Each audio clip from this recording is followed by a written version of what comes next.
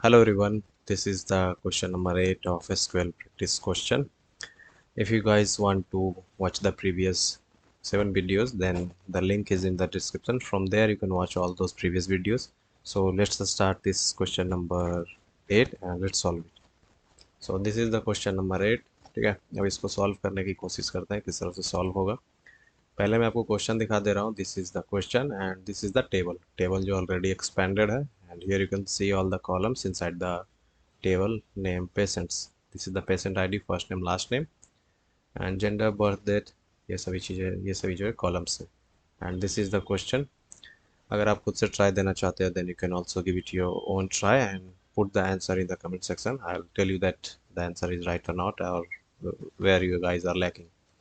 ठीक है, अब इसको सॉल्व करते हैं. तो पहले मैं बहुत बार बता चुका हूँ ऑलरेडी कि पहले जो है कभी भी क्वेश्चन को जो है उसको ब्रेक डाउन करने की कोशिश करो. ठीक है, it will be very much easier for you or both of us to solve a question if you follow that approach. अब यहाँ पे बोल रहा है question so first name last name and gender of patients whose gender is M. ठीक है, तो पहला ब्रेकडाउन मैं ये कर पा रहा हूँ. यहाँ पे बोला जा रहा है सो पेशेंट नेम, मतलब कि प्रिंट करवाना है, दिखाना है. ठीक है, सो first name last name and gender. So it might be कि ये तीनों जो है कॉलम हो. ठीक है, तो यहाँ पर देख सकते हैं आप नीचे first name last name and this is the gender. ठीक है, इन तीनों को प्रिंट करवाना from all the columns inside the products, I mean patients table. ठीक है, ऑफ पेशेंट्स यहाँ पर बोला जा रहा है हुज जेंडर इज एम. लेकिन यहाँ पर जो एक फ़िल्टर लगाना है. ठीक है, कि जहाँ पर जो है जैसे कि जेंडर में मेल और फीमेल दोनों हो सकते हैं और अदर्स भी हो सकते हैं. ठीक है, तो यहाँ पर जो है सिर्फ और सिर्फ मेल वाले डेटा को जो है निकालना है और उसमें से जो है फर्स्ट नेम लास्ट नेम और जेंडर को प्रिंट कराना है. तो किस तरह करेंगे. तो पहले देखो एसक्यूएल को हमेशा जो है ना विजुअलाइज करना जो भी आप कोड लिख रहे हो. जैसे फ्रॉम पेशेंट्स, यहाँ पर हुआ ये कि बैकएंड में अगर आप देखा जाए, अगर आप इसको इमेजिन कर पा रहे हो, तो बैकएंड में एसक्यूएल क्या कर रहा है कि ये खुद से जो है एक टेबल बना रहा है. ठीक है, जहाँ पर इसने पूरे पेशेंट्स टेबल को उठा लिया है और उसके बाद क्या किया जा रहा है. यहाँ पर देखो हुज जेंडर इज एम, पहले हम लोग फिल्टर लगा लेंगे. ठीक है, ये ज़रूरी नहीं है कि आप पहले फिल्टर लगाओ, बट आई विल रिकमेंड कि आप ऑर्डर ऑफ एग्जीक्यूशन फॉलो करो. ठीक है, इससे होता है कि जब आप डीबगिंग करोगे कोडिंग वगैरह में तो आपको आसान रहेगा किस तरह से कहाँ पर एरर आया. मान के चलो कभी एरर थ्रो होगा जब बड़े कोडिंग में आप जाओगे या फिर बड़ा मतलब कि क्वेरी रहेगा तो फ्रॉम पेशेंट्स यहाँ पर हम लोग जो है पहले फ़िल्टर लगा लेंगे वेयर, कि पेशेंट्स वाले टेबल को उठाओ. देन उस पेशेंट्स वाले में से फ़िल्टर लगा लो जहाँ पर वेयर मतलब यही होता है जहाँ gender gender is equal to M. ठीक है, मतलब यहाँ पर देखोगे अगर आप इसको विजुअलाइज करोगे तो इसमें हुआ ये कि पेशेंट्स वाले टेबल से सारा डेटा उठ गया जो कि एम वाला हो. ठीक है, जहाँ पर जेंडर जो एम हो. अब जैसे कि इस टेबल में ये वाला जो है, ठीक है, जहाँ जो मैं हाईलाइट कर रहा हूँ, ये जो 6th रो जो है या फिर पेशेंट आईडी 6 जो है, ये जो है नहीं पिक हुआ होगा. ठीक है, क्योंकि फिल्टर लगाने के बाद इसमें ये पता चल रहा है कि ये जो है एफ है, मतलब कि फीमेल है, लेकिन हम लोगों को जो है एम वाला चाहिए. ये हो गया. ठीक है, तो बैकएंड में एक मतलब कि डेटा अपने आप में एक इमेजिनरी टेबल जो बन चुका है.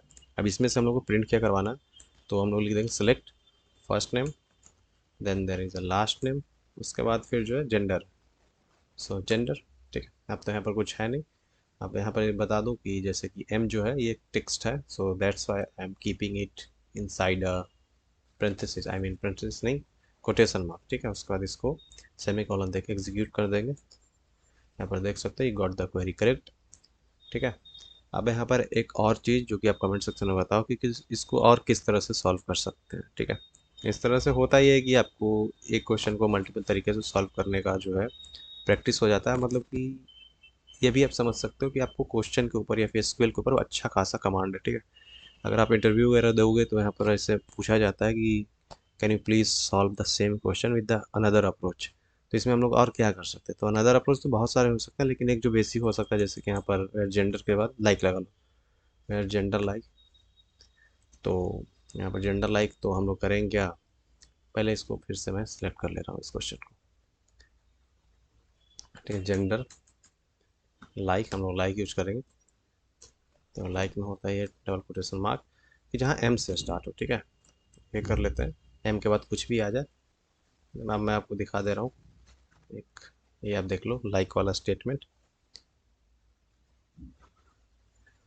मेरा सैलरी लाइक जैसे कि 200 है, उसके बाद परसेंटेज लगा है, मतलब ये हुआ find any value that start with 200. उसी तरह मैं यहाँ पर कर रहा हूँ कि कोई भी वैल्यू जो कि एम से स्टार्ट हो. ठीक है, उसका देख सकते एग्जीक्यूट करते हैं, तो यहाँ पर भी आप देख सकते हो कि यहाँ पर हाईलाइट हो गया, you got the query correct.